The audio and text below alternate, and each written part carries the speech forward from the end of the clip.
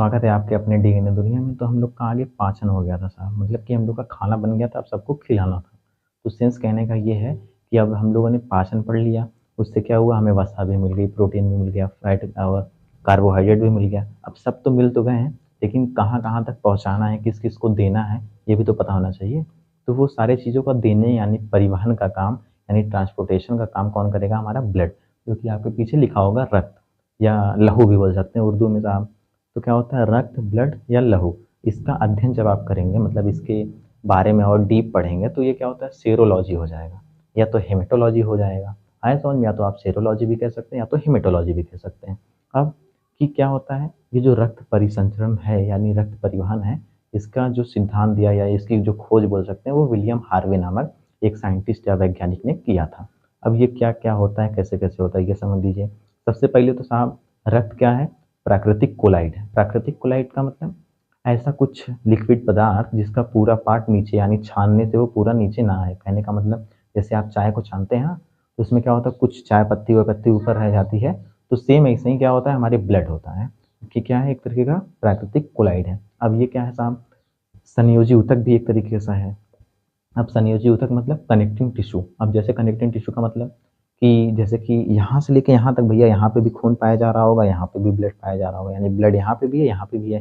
सबको क्या करके रखा भी है, जोड़ के रखा हुआ है एक तरीके से। तो इसलिए संयोज यानी संयोजी ऊतक है एक तरीके से। ठीक है, आया समझ में। अब मैं अगर इसकी पीएच की बात करूँ, यानी जो पीएच मान इसका होता है, वो कितना होता है भैया, 7.4 होता है। अर्थात ये क्या है, क्षार है, बेस है। आया समझ में, इतना आ गया। अब मेल में कितना पाया जाता है, एक क्वेश्चन बनता है कि सब मेल में कितना ब्लड पाया जाएगा, फीमेल में कितना पाया जाएगा।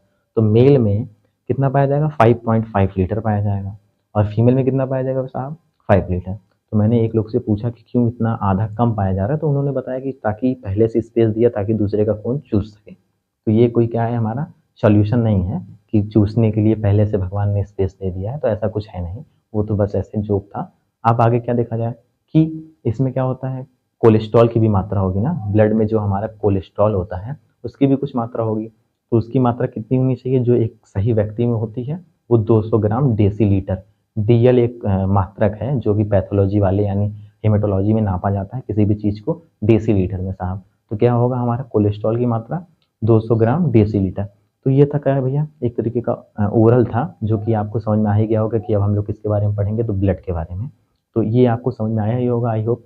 नहीं आया तो मैं पीडीएफ दूंगा, उससे आप देखिएगा, आपको समझ में आ ही जाएगा। ठीक है, तो ये क्या हुआ, हमारा ब्लड एक तरीके से मोटी मोटा। अब साहब ब्लड के पार्ट के बारे में देखते हैं कि अच्छा ब्लड है क्या, या कितने तरीके के होते हैं। तो आपको डाउट होगा ना, तो सबसे पहले आप समझिए कि ब्लड क्या है, एक तरीके का प्राकृतिक कोलाइड है। दूसरा क्या समझेंगे, संयोजी ऊतक है।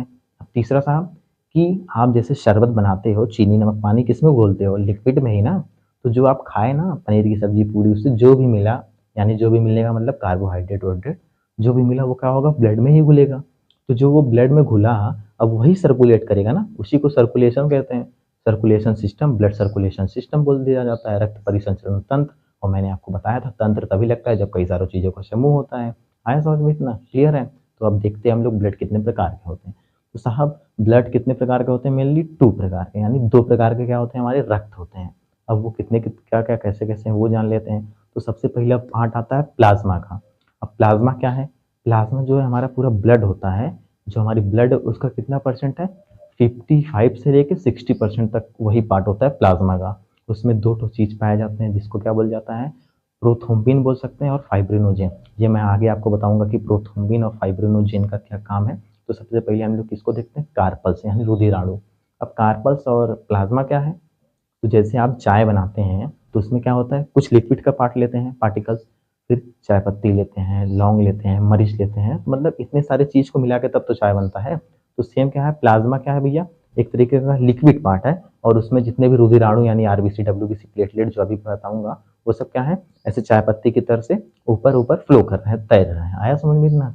तो अब ये आपको समझ में आ ही गया होगा कि प्लाज्मा क्या है। अब हम लोग देखते हैं क्या, कार्पल्स यानी रुधिराणु। रुधिराणु में क्या क्या आते हैं, तो सबसे पहले रुधिराणु में आरबीसी आएगा, डब्ल्यूबीसी आएगा और प्लेटलेट। ये क्या है, रुधिराणु है, एक तरीके का समझ सकते हैं, चाय पत्ती है, लौंग है और मिर्च है। ये क्या है भैया, प्लाज्मा में तैरने के लिए। तो आया समझ में इतना। अब देखते हैं कि आरबीसी क्या है। इसको सबसे पहले क्या बोलते हैं, रेड ब्लड कार्पोसेल्स यानी लाल रक्त रुधिर कणिका। ये क्योंकि लाल होती है तो इसलिए इसका नाम रख दिया गया क्या, लाल रक्त रुधिकणिका। अब ये क्या है, इसका आकार की मैंने बात कर लूँ, जो शेप ऑफ है, तो आकार इसका गोला होता है। जैसे आप लोगों ने आई होप पेड़ा खाया होगा, तो पेड़ा जैसे गोल होता है ना ऐसे, फिर बीच से दबा हुआ होता है, तो सेम इसका भी वही आकार है, गोला। अब ये क्या है साहब, इसमें लाइसोसोम की बात कर लूँ, जो मैं आपको बताया था कि ये क्या करता है, भक्षण करता है जो डेड सेल यानी मरी कोशिकाओं की, तो लाइसोसोम नहीं पाया जाता। फिर केंद्रक भी नहीं पाया जाता, मतलब कि आप इससे क्या कर सकते हैं, डीएनए वीएनए की टेस्ट नहीं कर सकते, क्योंकि मैंने बताया था केंद्रक में ही पाया जाता है, तो केंद्रक ही नहीं पाया जाता इसमें, तो जाहिर सी बात है कि आरबीसी से आप किसी का डीएनए टेस्ट नहीं हो सकता। अब ये क्या है, 95%, मतलब कि सबसे पहले तो ये कितना पाया जाता है, 50 लाख या 5 मिलियन बोल सकते हैं, तो मैं 5 मिलियन ही लिख देता हूँ क्योंकि छोटा पड़ेगा। तो मैं कितना भाई पाया जाएगा, ये 5 मिलियन पाया जाएगा, ठीक है। ये कितना पाया जाएगा, 5 मिलियन, तो 5 मिलियन पाया जा रहा है। और डब्ल्यूबीसी कितना पाया जा रहा है, ओनली 10,000, यानी कि 10,000, ठीक है। और जो हमारा प्लेटलेट है कितना पाया जा रहा है साहब, ये बस 2 लाख, 2 लाख। तो आपको ऐसे अंदाजा यानी आपको आइडिया लग ही रहा होगा कि साहब ये अकेले में 5 मिलियन यानी 50 लाख है, ये खाली 10,000 और ये खाली 2 लाख, मतलब सबसे ज़्यादा तो ये हुआ ना, सबसे ज़्यादा ये हुआ। तो ये क्या है भैया, 50 लाख। तो इसलिए यहाँ पे लिखा गया है एक नोट कि ये पूरे क्या है, हमारा रुधिराणु का 95% एक हिस्सा होता है, एक पार्ट होता है समझ में। अब देखते हैं साहब कि इसकी कमी से एक एनीमिया होता है, एनीमिया रोग होता है, वो क्या कैसे कैसे क्या होता है साहब। तो सबसे पहले है तो आपके अंदर ब्लड की कमी हो जाए। ब्लड कहने का सेंस ये है, क्योंकि सारे मतलब कि जो भी हमारे रुधिराणु है उसमें ज़्यादा मात्रा आरबीसी की ही पाई जाती है, तो क्या हुआ कि इसमें या तो आपकी ब्लड की कमी हो जाए, फिर या तो आरबीसी की कमी हो जाए, फिर या तो एचबी यानी हीमोग्लोबिन की कमी हो जाए, या तो एफई यानी आयरन, क्योंकि आयरन भी इसमें पाया जाता है।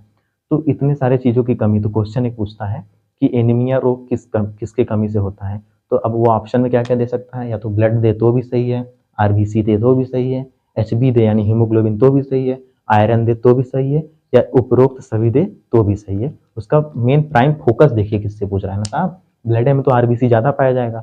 अब आरबीसी पाया जा रहा है तो जाहिर सी बात है ये लाल है, तो इसमें किस क्यों लाल है, क्योंकि इसमें एचबी यानी हीमोग्लोबिन पाया जा रहा है। तो इतने सारे ऑप्शन में कुछ भी दे दे तो आपको टिक कर देना है, वो सही हो जाएगा। इतना आई होप मेरे आप लोगों को समझ में आ ही गया होगा। तब अब आगे देखते हैं क्या हमारा WBC, प्यारा सा नाम है WBC, यानी वाइट ब्लड कार्पोसेल। अब आपको समझ में आ ही गया होगा ये वाइट ब्लड कार्पोसेल से क्यों क्यों इसका रक्त श्वेत है, क्योंकि इसमें एचबी यानी हीमोग्लोबिन नहीं पाया जा रहा, इतना तो आपको समझ में आ ही गया होगा। अब इसका आकार ना अनिश्चित है, मतलब अनिश्चित का मतलब जैसे कभी कभी आप लोगों को जब रोटी वोटी नहीं बनाने आता होता तो कैसे भी रोटी ऐसे हो ऐसे भारत का नक्शा फिर इसका नक्शा उसका नक्शा बना देते थे, कोई भी उसका शेप हो जाता था। तो सेम इसका भी वही चीज़ है कि भैया ये अनिश्चित है, चाहे जो हो सकता है, ठीक है, आया समझ में। अब इसमें केंद्रक पाया जाता है, मतलब कि इसको अगर मैं बोलूँ WBC से आप डीएनए टेस्ट, तो ये एकदम इजीली हो जाएगा क्योंकि इसमें केंद्रक पाया जा रहा है। अब ये क्या करेगा, ये आपको सर ना रोगों से, यानी जो आपको रोग होते हैं उससे लड़ने की क्या प्रदान करता है, रक्षा करता है, रोग से लड़ने की आपको स्टेमिना प्रदान करता है, एनर्जी देता है कि साहब रोग से लड़ लो, ठीक है। आया समझ में, किससे, WBC से। अब WBC से क्या हुआ, रक्षा प्रदान होता है, रोगों से रक्षा भी करता है। तो इसके प्रकार देख लेते हैं। तो सबसे पहले मेनली 3 प्रकार हैं जो कि इसके मेन है, तो मैं मेन को ही बताता हूँ, आपको पता ही होगा क्या मतलब है कि पूरे खानदान को ले चलो, खाली थोड़ा सा लो जो कि क्या हो भैया, प्राइम यानी मेन हो, जो इससे सवाल आए। तो इसमें क्या क्या होता है, एंटीबॉडी एक होता है, एक क्या होता है लिम्फोसाइट, और दूसरा क्या होता है मोनोसाइट। अब देखते हैं एंटीबॉडी क्या है, लिम्फोसाइट क्या है, मोनोसाइट क्या है, यानी ये WBC के पार्ट है सबसे पहले तो, ठीक है। ये क्या है, WBC के पार्ट है, लेकिन सबका कुछ ना कुछ काम होगा, सबका मकसद एक ही नहीं होता ना, चीख डपाक डमडम नहीं है, सबका मकसद अलग अलग है। तो साहब इसका मकसद क्या है कि जैसे ही बीमारी या रोग आपके शरीर में इंटर करता है, यानी मतलब कि बोलता है ना मैं कमिंग, तो बोलेगा नहीं यार वो तो अपने से घुस जाएगा ना, तो जैसे ही अंदर आया वो क्या कहेगा, एंटीबॉडी तुरंत जाके देख लेगी कि रोग आया। अब वो तुरंत देख लेगी, लेकिन वो अकेले नहीं मारेगी, क्यों, अकेले कोई लड़ाई करता है नहीं ना, 4-6 लोग लेके करते हैं। तो ये तुरंत आएगी किसके पास, लिम्फोसाइट। अब लिम्फोसाइट आराम से सोया रहा है, क्यों, क्योंकि उसको कुछ काम धंधा नहीं है। तो एंटीबॉडी आप कहेगी ये लिम्फोसाइट चाचा, अरे देखिए ना कोनो घुस गए हैं बॉडी में, कोई आ गया है, आइए चलिए चलिए मारा जाए। तो लिम्फोसाइट कहे कौन है कौन कौन, तो देखेगा अच्छा रोग है, रुको चलते हैं। अब लिम्फोसाइट एंटीबॉडी के साथ गया, अब ये क्या करेंगे, दोनों लोग लड़ाई करेंगे, किससे, रोग से। रोग से लड़ाई करके क्या करेंगे भैया, वहीं पे रोग को खत्म कर देंगे, ठीक है। अब इतना हो गया, तो अब लिम्फोसाइट आके कहेंगे मोनोसाइट से कि मोनोसाइट हमने क्या किया है, रोग को मार दिया, जाके खा लीजिए, ठीक है। इनका काम भी वही है, खाली खाना सोना बस, तो ये क्या किया भैया, हमको रोगों से लड़ने की प्रतिरक्षा यानी रोग प्रतिरक्षा प्रदान किया। और रोगों से लड़ने के लिए हमें क्या दिया, सिस्टम दिया कि हम लोग रोगों से क्या कर सकते हैं, लड़ सकते हैं। तो आई होप इतना समझ में आ ही गया होगा। तो इसका अगर मैं बात कर लूँ कि ये कितने होते हैं, तो ये क्या होता है साहब, 10,000, यानी ये 10,000 होते हैं। आपको इतना समझ में आया। और ये 4 दिन में खत्म, 4 डे में ये एक्सपायर भी हो जाते हैं। सबकी भी एक्सपायरी होती है ना साहब, किसी का जन्म हुआ है तो मृत्यु भी होगी ही। तो ये कितना होगा, 4 डेज में खत्म कहानी। और इसको मैंने बताया नहीं था, तो आरबीसी जो है वो 120 दिन में। पीडीएफ जो मैं आपको दूंगा, प्रोवाइड कराऊंगा, उसमें सारे एक एक टॉपिक्स लिखे होंगे। तो ये 120 दिन में ये काम खत्म हो जाता है, इसका आरबीसी का। और इसका 4 दिन में। आया समझ में? आई होप आपको आरबीसी और डब्ल्यूबीसी समझ में आई होगा। अब आगे देखते हैं क्या है साहब, प्लेटलेट्स। अब ये क्या है, प्लेटलेट्स जो होता है साहब, ये आपको क्या करता है, पहले सबसे पहले इसका टेक्निकल नेम है वो क्या है, बिम्बाणु। अब ये क्या करेगा, ये जो है कि इसमें केंद्रक भी नहीं पाया जाता, मतलब कि ना आरबीसी में पाया जाता है ना प्लेटलेट में पाया जाता है, केवल डब्ल्यूबीसी में केंद्रक पाया जाता है। तो इसमें केंद्रक नहीं पाया जाता, ये शक्ति प्रदान करता है आपको।